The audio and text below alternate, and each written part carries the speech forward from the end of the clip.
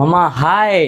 Seventh week నామినేషన్స్లో దిమ్మ తిరిగి mind block అయిపోయే రేంజ్లో ఉన్నాయి మామ.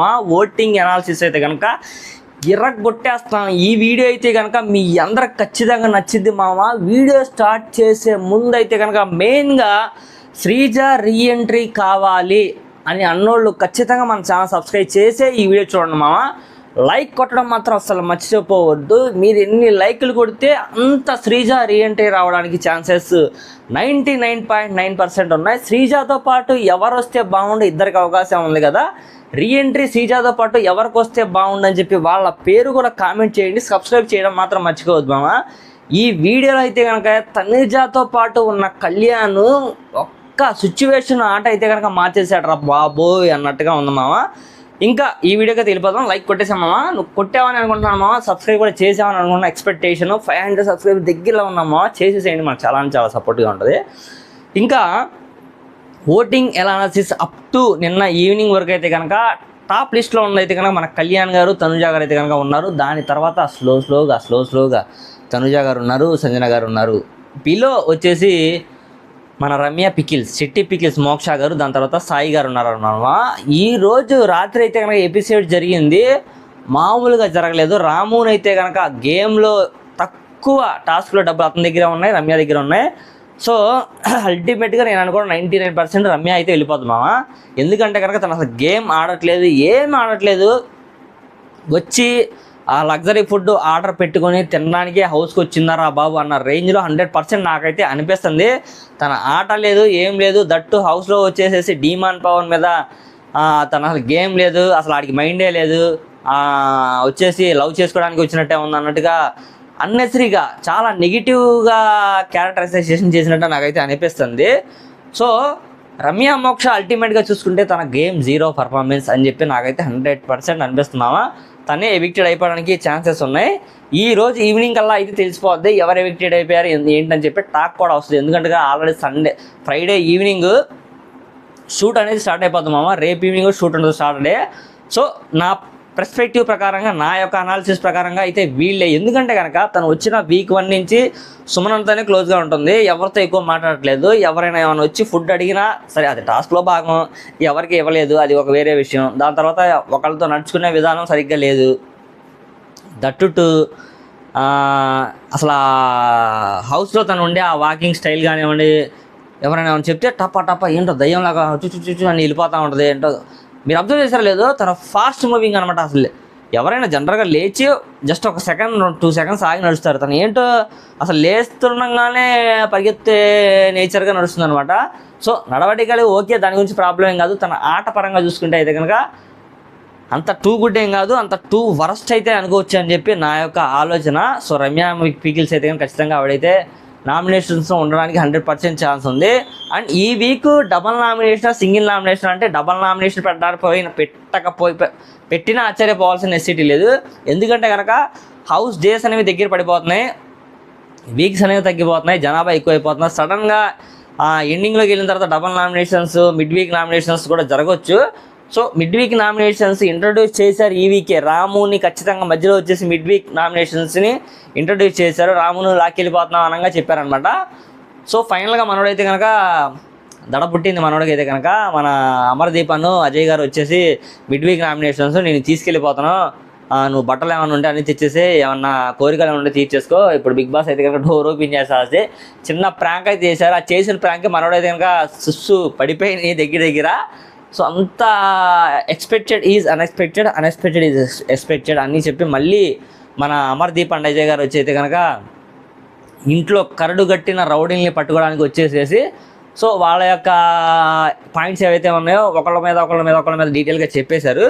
సో దీని తర్వాత ఒకళ్ళని పిలిచి ఒకళ్ళని ఇంట్రాగేషన్ కూడా చేస్తారనమాట. ఎక్కడ ఉన్నాయి చెప్పండి, డబ్బుల గురించి, దాని తర్వాత వాళ్ళు ఎక్కడ ఉన్నారు చెప్పండి, మిమ్మల్ని కెప్టెన్సీ కంటెంట్ని చేస్తాను అని చెప్తే సో కొంతమంది హింట్స్ ఇచ్చినట్టు ఇస్తారనమాట, కొంతమంది అయితే కనుక చెప్పరు. వాళ్ళ మీద కొంచెం సడ్డాయిలు కూడా వేయడం జరుగుతుంది అనమాట. అది వేరే నిన్న అర్ధరాత్రి గుసగుసలో మనం డిస్కస్ చేద్దాం. దీంట్లో అయితే కనుక తనుజ అల్టిమేట్గా ఆడే విధానం టూ గుడ్ మామ బాగానే ఉంది. మీరు అబ్జర్వ్ చేస్తే నిన్న ఈవినింగ్ ఇమాన్యుయల్కి తనుజకు చాలాసేపు డిస్కషన్ జరిగింది. దేని గురించి అంటే కనుక మన ఇమాన్యుయల్ అయితే కనుక బెలూన్స్ కొట్టి చీట్స్ చేస్తారు కదా మండే రోజు.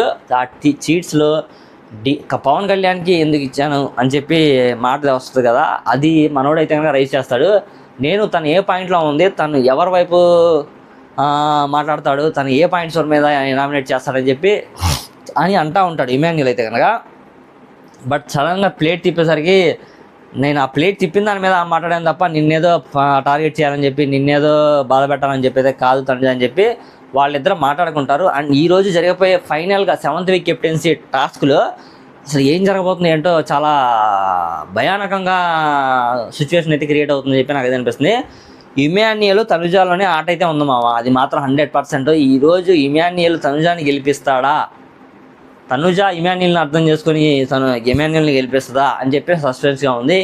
ఈ వీక్ ఎవరు కెప్టెన్ అవుతారో వాళ్ళకైతే కనుక హౌస్లో స్టార్ తిరగబోతుందిరా బాబు అన్న రేంజ్లో కంటెంట్ అయితే క్రియేట్ అయిపోతుంది. రాము రాథోడ్ అయితే కనుక ఆటపరంగా అంత ఏం లేదు ఈ వీక్ అయితే కనుక. ఆల్రెడీ రితు కొన్ని పాయింట్స్ మీద మాట్లాడుతూ ఉంటుంది, అంత గేమ్ ప్రజెంట్ అయితే ఏం ఆడట్లేదు.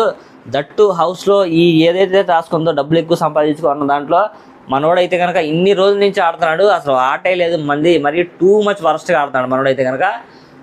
ఆ కొంతమంది బిహేవ్ చేసే విధానం అదంతా ఏం బాగాలేదు. రమ్య కూడా ఇంచుమించు అలాగే ఉంది, సాయి కూడా అలాగే ఉన్నారు. వీళ్ళు ముగ్గురులో డబుల్ నామినేషన్ పెడితే ఇద్దరు ఖచ్చితంగా వెళ్ళిపోవడానికి ఛాన్స్ ఉంది. రమ్య మోక్ష అయితే పక్కా మామ, డౌటే లేదు, తనైతే కనుక తీసేయచ్చు. బట్ కంటెంట్ ఏమైనా క్రియేట్ చేయడానికి తన నుంచి బిగ్ బాస్ టీమ్కి ఏమైనా స్టఫ్ వస్తుంది అని చెప్పి చిన్న హోప్ ఏమైనా ఉంటే కనుక తనను ఆపేసి రాము రాథోడ్ని పంపించేస్తారు. ఎందుకంటే కనుక తను ఆల్రెడీ ప్రీవియస్ వీక్స్ నుంచి ఉన్నారు. సో వీళ్ళిద్దరు వైల్డ్ కార్డ్స్ కాబట్టి సో వీళ్ళకి ఇంకా ఛాన్స్ ఇద్దాం, అవకాశం ఇద్దాం అన్న పాయింట్ ఆఫ్ వ్యూలో కూడా బిగ్ బాస్ టీం అయితే కనుక ఉల్టా పల్టా చేసేసేయచ్చు. చివరాకర్లో రాము రాథోడ్ అయితే కనుక వెళ్ళిపోవచ్చు, చెప్పలేము. డబల్ నామినేషన్ పడితే కనుక రాము రాథోడ్ పక్క వెళ్ళిపోతాడు. రమ్య మోక్షలో కానీ సాయి శ్రీనివాస్లో కానీ ఇద్దరిలో నుంచి ఒకళ్ళైతే ఖచ్చితంగా వెళ్ళిపోతారు మామ. ఇంకా టాప్ మోస్ట్ కంటెంట్స్ ఎవరైతే ఉన్నారో మన కళ్యాణ్, దాని తర్వాత తనుజ గారు, వీళ్ళిద్దరి గురించి కొన్ని పాయింట్స్ చెప్తాను. తనుజ కొన్ని సందర్భాల్లో ఏమవుతుందంటే కనుక ఓవర్గా బరస్ట్ అయిపోతుంది అనమాట.